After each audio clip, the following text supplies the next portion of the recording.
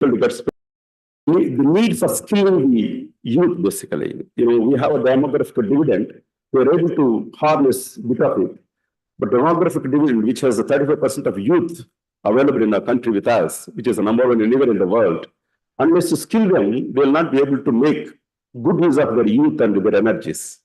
So one thing we was talking about is about how to make skill universities across rural and urban Telangana, so that youth can be trained and they can get into better placements, they can be able to utilize their knowledge and get their kind of furnish their livelihoods in a much better control, and the state will get benefited out of that. Right now, we have, as CM says, we have diplomas in some of these technologies, diploma in some computer engineering and all that, but these are not able to fetch them good salaries, good jobs actually. So there is a thinking in government how to make this diploma into a graduate kind of a program. So Honorable CM is, talks with one place, talks with London, King's College, Oxford University, some of the universities across the world, should have partnerships to set up, skill centers, skill universities here to make our youth good in, frontier technologies and IT and AI and all that. So one is that you need to have a, knowledge-based society, and our increasing skills of the youth and people, so that they will be able to maybe one step ahead of AI. What AI can't do, human beings should be able to do. I think this is one very, very, very important kind of a thing. When you talk of a resilience of a city, the study says that sustainable urban resilience for future generation. What do you mean by resilience? Resilience is what we are shown during the COVID. When COVID struck India, there was a lot of, loss of life were there. But as a country, I think that we have better revealed and come out of it because of our technological advances in life sciences, in vaccines. Almost half of the world's vaccines have gone from here. That is all because of the way you have developed your technologies, life sciences, vaccine making, so they're able to weather that kind of a shock. But it cannot be only biological shocks, it can be natural shocks, climate change. Any 1.4 degree increase in temperature is going to swamp the cities, which are coastal cities, are going to increase temperatures in the cities. And then how are you going to face that? So what are the things you have? Some discussion is going on, how to cool cities, cool roof mechanisms and all that. And CA and I think the real estate sector of Hyderabad also is dealing with that. So these kind of shocks, that could be technology shocks, and AI technology can come, decimate all those companies who are unicorns now. You have seen, I can quote, you have been seeing a Nokia 4, behemoth of technology. In no time it dissipated because the guy called Steve Jobs came and brought in IT tunes and the smartphone, and it just disappeared. There was need for a Walkman. I think used to a Walkman is that the song. Walkman has disappeared in 1.5 years. It is nowhere to be seen by the time iPhone came into place. So how we will reimagine this kind of shocks? How our companies, our youth, our CEOs are facing these technologies? Are they reimagining? Are they looking forward what is happening outside world? Are they able to equip themselves? Is what's going to make a city resilient. This is again a very, very important point. Coming to infrastructure, which is very, very important talk for you people. Infrastructure cannot be any more carbon guzzling, water guzzling technologies are no more true. They are out of fashion. If you look into UK, their entire, the policy of construction policy is that they don't encourage a retrofitting of a building than going for a new building, basically. Retrofitting is very, very expensive in UK because it involves a lot of carbon footprint. You have to remove certain things, you have to bring in certain things. Instead of that, go for a new materials which are environmental friendly, which are carbon free footprint is there for them. So those kind of technologies are required. Our infrastructure has to be on this one. And we are talking about infrastructure, we have to talk about transport also. All transport has to be hydrogen fuel based, most of it. And now we are going for electric vehicles. They will also face challenge maybe in coming 5-10 years of technology breakthrough. Hydrogen fuels can be efficiently utilized. From wastewater, hydrogen fuel can be extracted. We are trying it in, metro water board from SCPs. It is possible to wastewater, how to bring hydrogen fuels, use that fuel as a fuel for all our vehicles in GHMC, where we are transporting solid waste by diesel or petrol. Is it possible to do that? So these kind of vehicles have to be, pollution has to be very less. That when one of the meetings, when Honorable CM is there, one of the foreign representatives got up and asked, what about the air quality in your cities? How much of you doing eliminating it. Entire Europe and all these countries are focusing on that, how to reduce pollutions. Now, go to Delhi, we have a huge air pollution. These are the issues we need to tackle in Hyderabad also, which we are not at the level of Delhi, but we just close our eyes. It's going to happen because the number of vehicles that are increasing, people that are owning very, very small cars, they're increasing in number. So we need to increase electrical vehicles, alternative fuels, which will not release carbon dioxide, sulfur dioxide kind of things into air, so that our cities become livable cities. So the entire gamut of things are there. So if you look at all these things, it might give a sure spine. But we as Indians, I think we are very, very capable of facing these things. We have a huge scientific community. We have a huge engineering community in the world. And I'm sure we have a huge real estate community. Because I see in India, all our real estate companies, construction companies go outside the world and they're doing their business, which is a very, very interesting feature, which is going to help us back. In addition to bringing all that foreign money back to us, it also brings skills back to us. So these are the few things you have to keep in mind and keep on trying for better policies from government. Engagement should be, the government should be there with the CAA and people like you, so that we also get updated on our knowledge. It should be kind of a knowledge sharing between you and the government, so that you will become a much, much competitive city in the future world. Now, coming back to, for all these things, key is finances. Where do you get finances? It is true for a private company, it's true for a public sector company, it's true for government. Where do you get us? Whom do you tax? So that people will not feel pain, but they're happy to pay that. So that comes to the government, that we need to provide better urban services, better rural services to people, so that government has the cheek to go and call that I will increase your tax this much. So citizens should be able to happily pay. But unless you provide a better services, like in real estate, you provide a better service apartment, you get a better rent. Same is the case with the government. So government also has to become lean, mean, and strong, so that towards their employees we have to be tough. We need to evolve, AI-based solutions, so that services can be better rendered to the citizens. This is our focus of the government. Honorable CM has been the last 1.5 2 months. If you see, Honorable CM has gone to all the union ministers to reignite the relationship between the union and state to get those permissions. One of the skyways in Raita Bazar area in Mehdiparan has been coming for the last 3 years. One meeting with the Honorable Defense Minister, Union Government, has resolved that, sir, we're going to launch 40 crore worth of skywalk. In next 4 weeks, we are going to complete it. Likewise, we have 2 skyways towards Rajo Rahadar and Mechal Malkajgiri. They will also be through, so that better transport facilities will be there for the people, so that easily they can get out. So it needs some leadership innovations, active young leaders like Sri Babu Garu, who are upon knowledge and uptake is too good with them. They'll be able to help you and me in bringing the better Telangana, better Hyderabad. Now, coming back to our today's, I'm very thankful for the CAI that we have kept a small pavilion about riverfront. Honorable CM, when he took over as a CM, he had a meeting with us as urban minister. He said that he wants to make Moose as a clean, green, and economic zone as a growth center for Hyderabad. He wants it as a growth engine.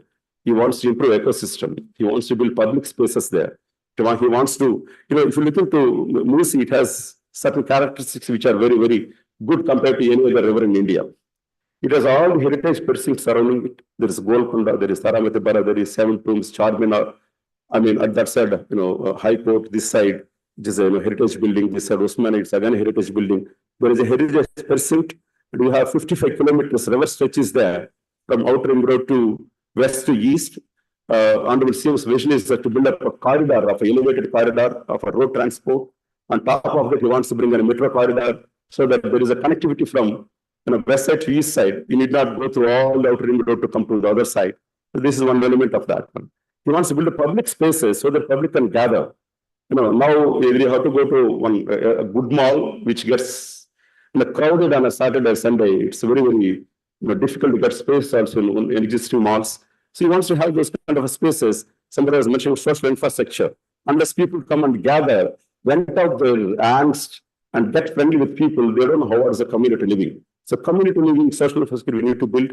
Musi will take care of that one. We also want to build IT-based or work-based kind of a walk-to-work kind of areas where you can invest. We want to unlock a lot of private land so that private land can become a leverage for growth there. And then we'd love to have, and a river also has to be a kind of a navigable kind of river, as Honorable Minister Sridhar was mentioning. Maybe we'll be building a check dams for every 10 kilometers, bring water from either Krishna or Godavari, fill these two reservoirs of Usman Sagar and Himat Sagar. From that, draw the water and fill fresh water in the river. It has a 160 feet fall is there. So we need to construct check dams here and there. And then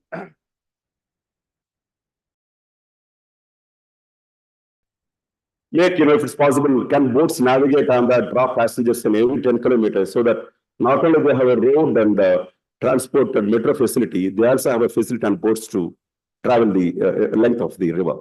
So many things are being planned. And I've been collector for Angara district way back in 15 years. For last 12 years, I've been talking about Musi River front. Nothing concrete has been done, not a single step. I think this government and Honorable CM has mandated us to ensure that this river will be a resurgent river. The river resurgence is there. And not only somebody was mentioning about it's going towards west only. I think we need to bring back the entire culture of growth and finances and social infrastructure back into the city. That's going to happen through Musi River front. I'm very happy that you have shown all those things. The Skitakishu and the Changichiang in South Korea, Honorable Minister was mentioning about Jeddah seafront. All these things we will be visiting in very soon. There is also an expression of interest will be called in a very soon about getting a master planner, how to bring a master plan entire river corridor of Musi.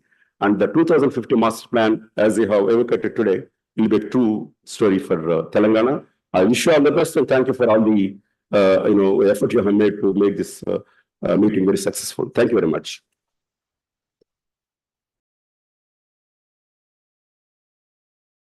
Thank you, sir, for your keynote address, which is will be helpful to today's deliberations, and definitely all speakers will take up all these issues. Sir, in fact, the CM Garu views and the way it went around, it has created a lot of bunch globally among the consultants. Many consultants are coming. Now, we want to participate. We want to participate not only just to make a concept, we are also, we are aligned with the funding agencies also. We also bring them. And many big developer players also, they are also approaching us. Even some of them, they invest and let it out. They give the rent. Suppose capital land like companies and Satwa is here. So they are also big developers in the country. They are also showing interest. So maybe they may also participate in the bid. So it will be a great opportunity for all the big developers in the country.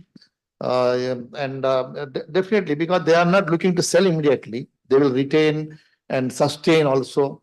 And another big opportunity is that they bring the clients on themselves. Like Sri City, these big guys, they bring their own clients from abroad. And today, I think large funding agency also participating as a speakers, data centers, the promoters also participating. It's a mix of everybody. All the sectors are here. Now I request our chief guest, D. Sridhar Babu Garu, to enlighten us with his speech, sir. Thank you.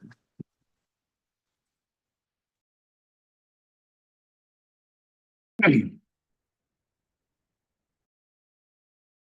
morning to all. In fact,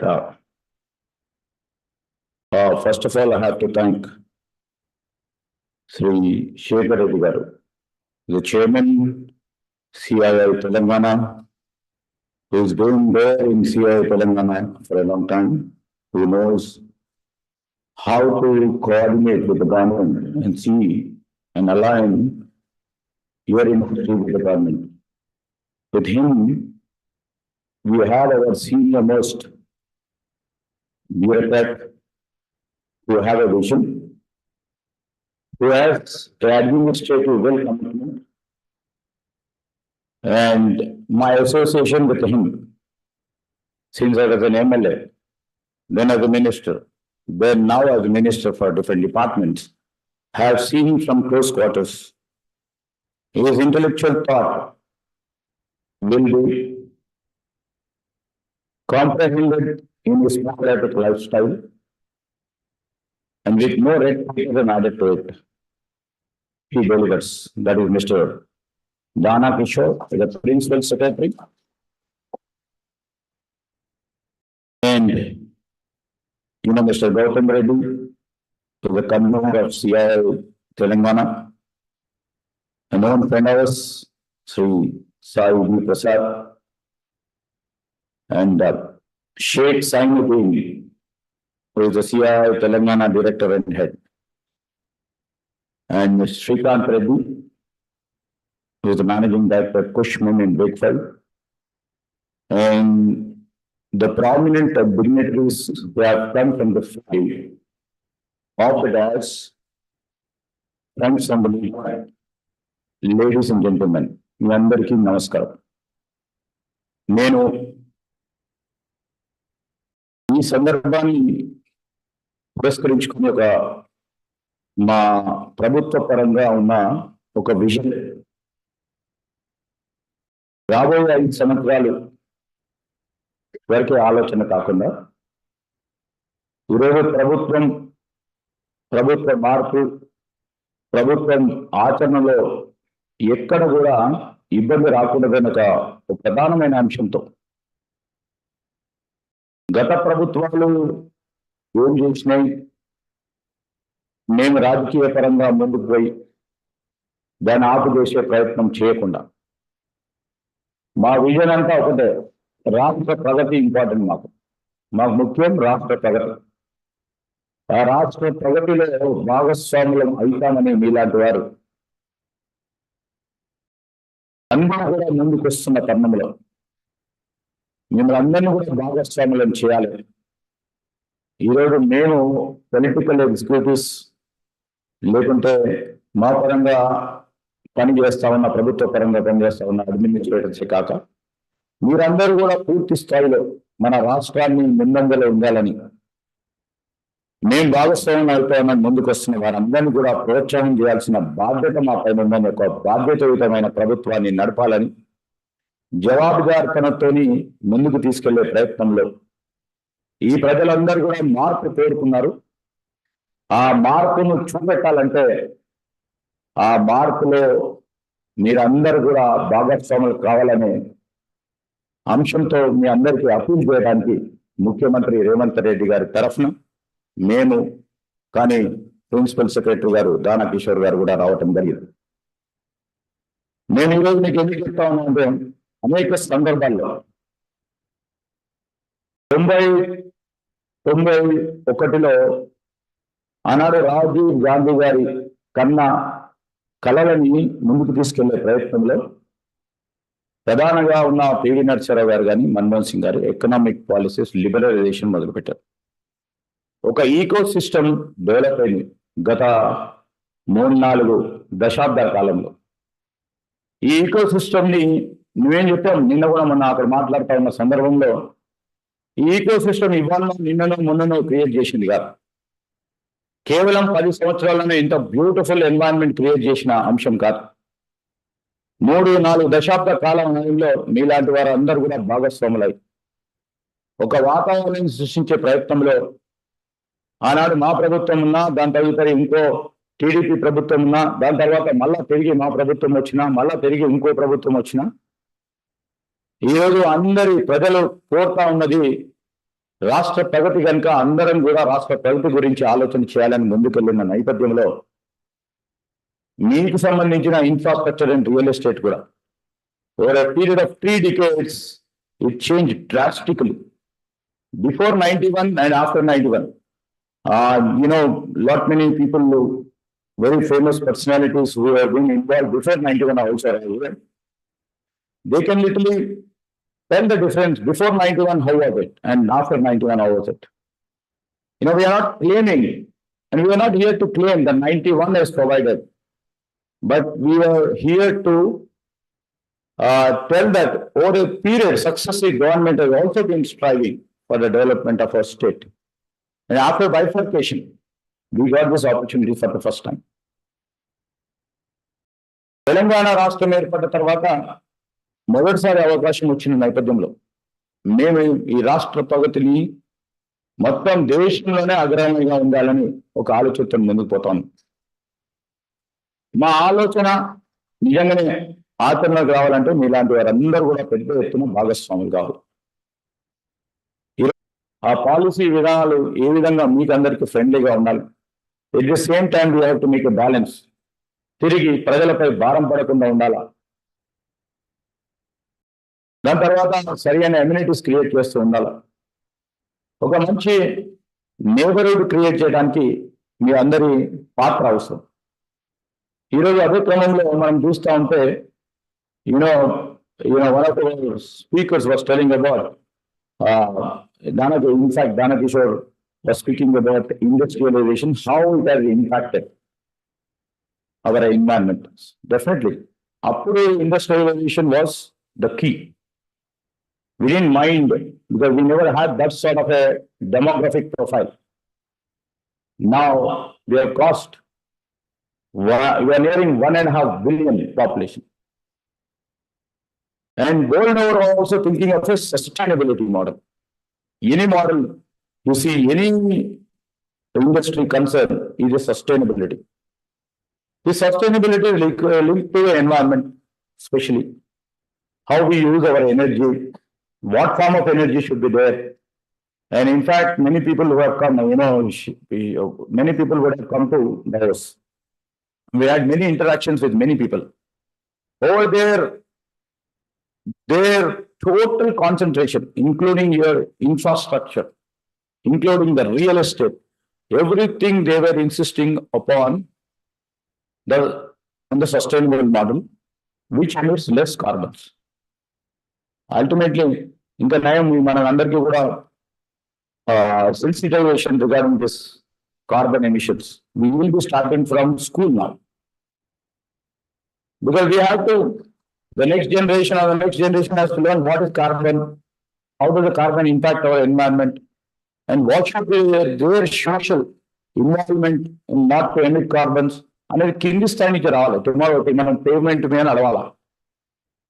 మా స్కూల్లో నేర్పించకుంటే ఇంకో దేశాలు చూడకుండా ఉంటే మనకు కూడా తెలియదు. ఆ రోడ్డు మీద మనం కూడా నడుస్తూ ఉంటాం. So it's all revolved and total all subjects are revolved around each other. So my point here is, now we have to think of industrialization. Now we have to think of infrastructure development. Now we have to think of real estate projections on a sustainable model. So this sustainable model, because we will be competing with the world, as told by our principal secretary, most of our infrastructure giants are present all over the world. మీరు చూసి 10 సంవత్సరాలనే కొద్దిగా income ఉందండి, కానీ ఇంత పూర్వకం we were everywhere. Because a few people, something got, struck in between. నేనేమంటున్నానంటే మీ పాత్ర గురించి మేము, మీ సహకారం గురించి, ఎందుకంటే మా ప్రభుత్వం, మా ముఖ్యమంత్రి గారి ఆలోచన విధానం మీ ముందు పెట్టడం జరిగింది.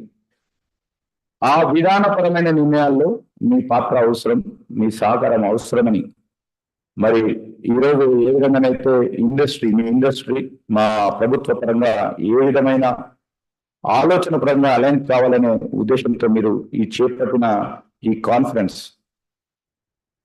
అనేక సబ్జెక్ట్స్ తో పాటు చాలా అంశాలు ఉంటాయి. గవర్నమెంట్ అనగానే అనేక అంశాలు ఉంటాయి. మేము ఒకటే కాదు, బ్యూరోక్రసీ నడిపిస్తుంటది. ఇంకా కింది లెవెల్ బ్యూరోక్రసీ ఉంటుంది.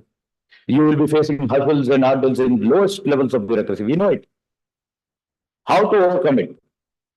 We always are very conscious and I always tell, recently in so many meetings in Jeddah and in other parts of I was just telling ease of doing business unto now.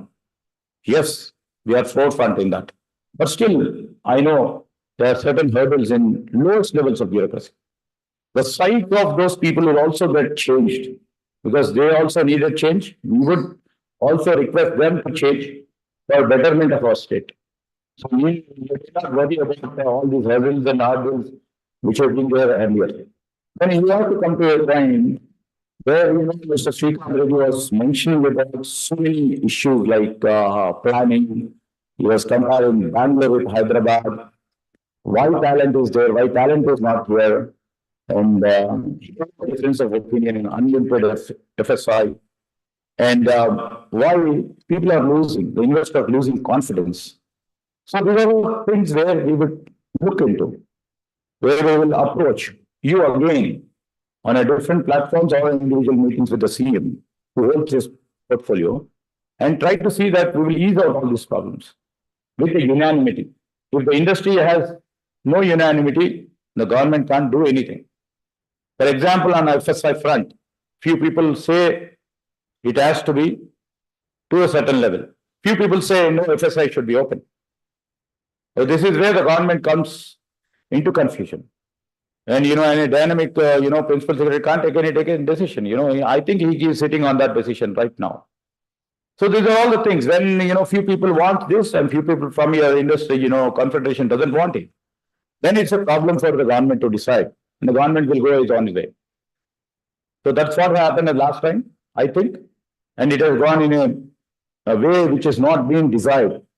This is my individual and our government perception.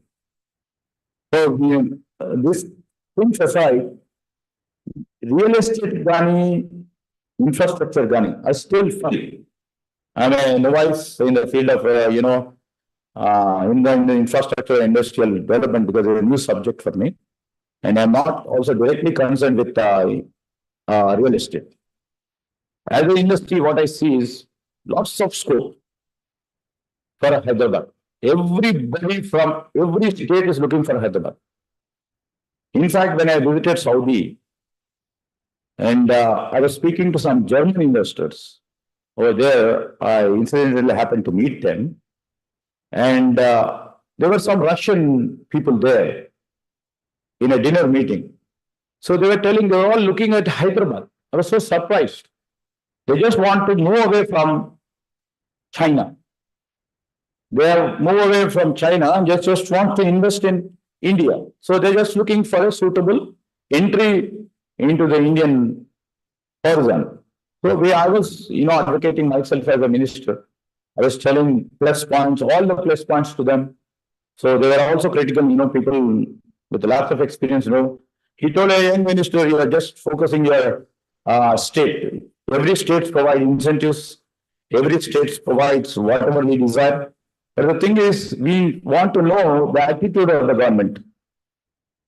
We want to know your political will. We want to see whether your political will be translated into action. So I gave an assurance, I would be the man who would be personally looking into problem if there is any. And I assured them, there won't be any problem in times to come, and we'll see the problem arises. We will be the first man, I will be the first man on behalf of Chief Minister, and our, very diligent officers are there to take care of your problem. So this sort of assurance that people are looking out for, and they are looking for Hyderabad especially. When somebody is coming to Hyderabad, someone in industries comes to Hyderabad, there are so many IT companies. When an IT company comes into Hyderabad, we're just asking. In fact, the existing HCL company, I would like to say, they were asking for a request for their presence in Type 2 and Type 3 cities. So immediately the lady over there, which is dynamic, she was asking whether they have a beautiful 3-star or 85-star hotel, hospitality. So it's very difficult in 2-tier and 3-tier cities of Telangana. So you can concentrate on these areas where your participation at that level will bring industries, will bring IT. So there is scope where we can explore. I mean to say we can explore. If I'm wrong, if I'm too candid, please tell me. Because this is our commitment. I would like to press on our commitment. We are not going to go beyond what I tell you on these days. Tomorrow on this platform, the Chief Minister also will not budge and go back. So my point here is, you are all there. Because one industry comes, you are all their presence. Your presence is everywhere. You create buildings, you create apartments, you create spaces, you create living spaces. And on sustainable development, we have to see in 2050 is our policy document. And just now, our Principal Secretary was also trying to put it we will come up with a urban policy. The policy, how our city should look in 2050. There is no urban policy as of now. Where the sewage would go, should go, whether it has to go to the Musi River or whether it is not. Over a period of time, we learned from the mistakes. Over a period of time, we got to know all these things. Now we are racing in this competitive world to stand apart from all other cities of India and all other nations and small nations. The day before yesterday, when the CM was there, we are just telling we are not competing with Indian cities or Indian states. We are competing with the world nations which are small or equal to our population. So it's his vision, it's our government vision too. So my point here is, we should extend what best cooperation is required. That is our word. And we would like to also tell what, Shekhar Reddy as the chairman has reflected on many points regarding so many issues.